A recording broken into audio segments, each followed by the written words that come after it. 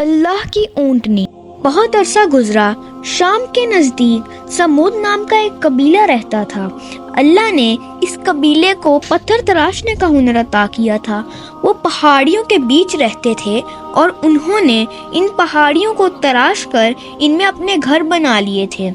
یہ پختہ گھر انہیں طوفانوں، آندھیوں اور سردی گرمی جیسے دیگر نامواقف قدرتی عوامل سے محفوظ رکھتے تھے۔ سمودی اپنے گھروں پر فخر کرتے تھے۔ اللہ نے انہیں بے پناہ دولت بھی عطا کی تھی اور وہ تعداد میں بھی کثیر تھے۔ ان رحمتوں کے لیے اللہ کے شکر گزار ہونے کے بجائے سمودی راہ سے بھٹک گئے۔ انہوں نے پتھر کے بت تراش لیے اور ان کی پوجا شروع کر دی۔ انہیں دوبارہ سیدھے راستے پر لانے کے لیے اللہ نے حضرت صالح علیہ السلام کو اپنا پیغمبر بنا کر ان کے درمیان بھیجا۔ جب حضرت صالح نے اپنی نبوت کا اعلان کیا اور لوگوں سے کہا کہ وہ بتوں کی پوجا چھوڑ دیں تو انہوں نے انکار کر دیا۔ انہوں نے ان سے کہا کہ وہ انہیں کوئی معجزہ کر کے دکھائیں تاکہ وہ ان کے دعوے کی صداقت کی آزمائش کر سکیں۔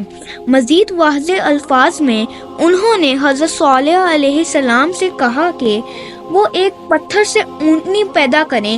ان کے مطالبے کے مطابق اونٹنی کی پیشانی سیاہ اور بال سفید ہونے چاہیے اور وہ پیدا ہوتے ہی ایک بچے کو جنم دیں۔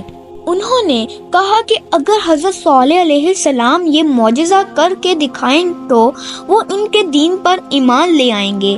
اللہ تبارک و تعالیٰ نے حضرت صالح علیہ السلام کو حکم دیا کہ وہ سمود سے عہد لے لیں کہ وہ اس اونٹنی کو کبھی ضرر نہیں پہنچائیں گے۔ حضرت صالح علیہ السلام کے کہنے پر سمود نے یہ عہد کر لیا۔ حضرت صالح علیہ السلام نے اللہ سے دعا کی اور یکایک پتھر شق ہوا اور ایک اونٹنی نمودار ہو گئی۔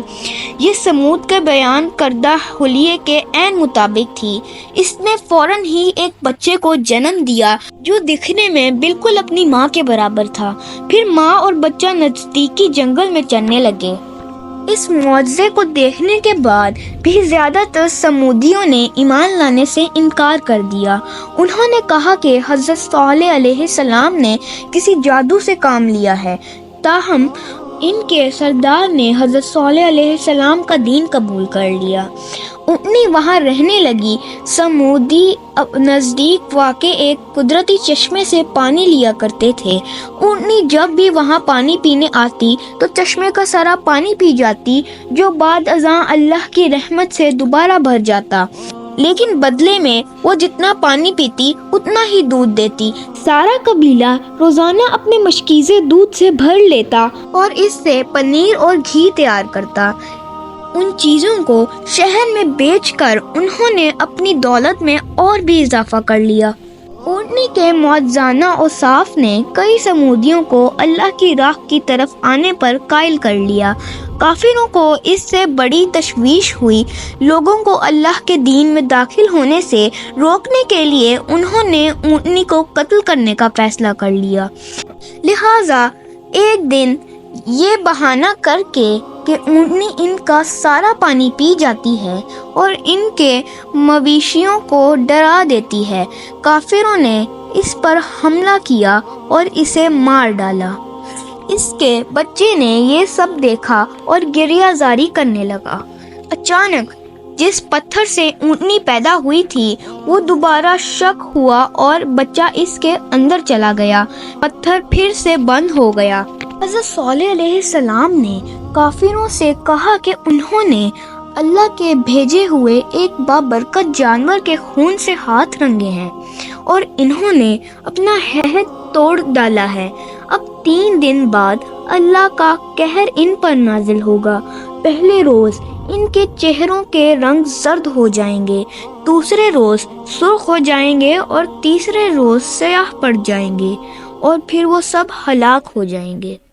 کافروں نے پہلے ان پر یقین نہ کیا، لیکن پہلا دن طلوع ہوا اور ان کے چہرے زرد پڑ گئے۔ حضرت صالح علیہ السلام کے الفاظ کی صداقت ثابت کرنے کو یہی کافی تھا۔ شدید خوف و ہراس کے عالم میں انہوں نے 2 دن مزید انتظار میں کاٹے جیسا کہ وعدہ کیا گیا تھا۔ ان کے چہرے پہلے سرخ پڑے اور پھر سیاہ ہو گئے۔ انہوں نے آہوزاری شروع کر دی مگر اب اس کا کوئی فائدہ نہ تھا۔ اللہ کے حکم پر حضرت جبرائیل علیہ السلام نازل ہوئے اور اپنے ساتھ ایک تباہ کن زلزلہ لائے۔ سمود کے بڑے بڑے اور مضبوط گھر جنہوں نے انہیں قدرتی آفات سے محفوظ رکھا تھا، ان کے سروں پر منہدم ہو گئے اور وہ ملبے تلے دب کر ہمیشہ کے لیے نگاہوں سے اوجھل ہو گئے۔ صرف حضرت صالح علیہ السلام اور ان کے پیروکار باقی رہے۔ اللہ تعالیٰ نے سمود کو ہر شے عطا کی تھی۔ ان کے پاس دولت تھی، قدرتی وسائل تھے، انہیں گراں قدر ہنر عطا ہوئے تھے اور انہیں تعداد کی قوت بھی بخشی گئی تھی، مگر وہ بھول گئے کہ ان کا حقیقی پالن ہار کون ہے اور راہ گم کر بیٹھے۔ جب اللہ نے ان کی رہنمائی کرنے کے لیے اپنے پیغمبر کو بھیجا وہ اپنی گمراہی پر ڈٹے رہے اور پہلے سے بھی زیادہ سرکش ہو گئے۔ کوئی بھی جب اس راستے پر قدم رکھ دیتا ہے تو پھر تباہی اور بربادی اس کا مقدر ہوتی ہے، جیسا کہ سمود کا مقدر بنا۔